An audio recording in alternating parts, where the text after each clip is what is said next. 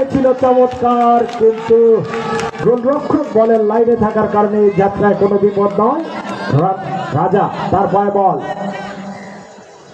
হালকা পাতলা ধরনের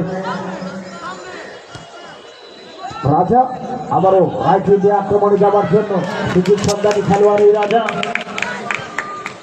থ্রোয়িং লাভ করলেন। রাজা এসছেন থ্রোয়িং করবার জন্য, থ্রোয়িং করলেন আসাদুল, আসাদুল থেকে হেডের সম্ভাবনা রয়েছে, হেডটা করেছেন বিপজ্জনক।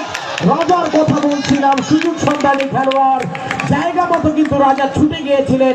এখান থেকে যদি শান্ত মাথায় শটটা বার পোস্টে চালাতে পারতেন বিপজ্জনক হতে পারত। মাহবুবুর রহমান ওয়েলকাম করছি, রাজা সম্পর্কে যদি কিছু বলেন। ৭৫ নম্বর ওয়ার্ডের রাইট উইং রাজা। ধন্যবাদ নিজামুদ্দিন। রাজার রাজত্ব মাত্র শুরু হয়েছে, রাজার সময় যত গড়াবে রাজত্ব ফিরে পাবেন। আপাতত বলতে না বলতে আবারও সেই রাজা, রাজা চমৎকার ভাবে এখনো নিজের নিয়ন্ত্রণে, শেষ পর্যন্ত এবার অবশ্য ৪৩-এর অনুকূল।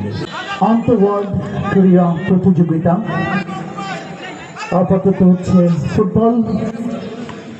আমাদের মাঝে উপস্থিত আছেন ক্রীড়া ও সাংস্কৃতিক বিষয়ক স্থায়ী কমিটির সফল সভাপতি, কেননা তার নেতৃত্বে চতুর্থবারের মতো অসাধারণভাবে এগিয়ে চলেছে এই টুর্নামেন্ট।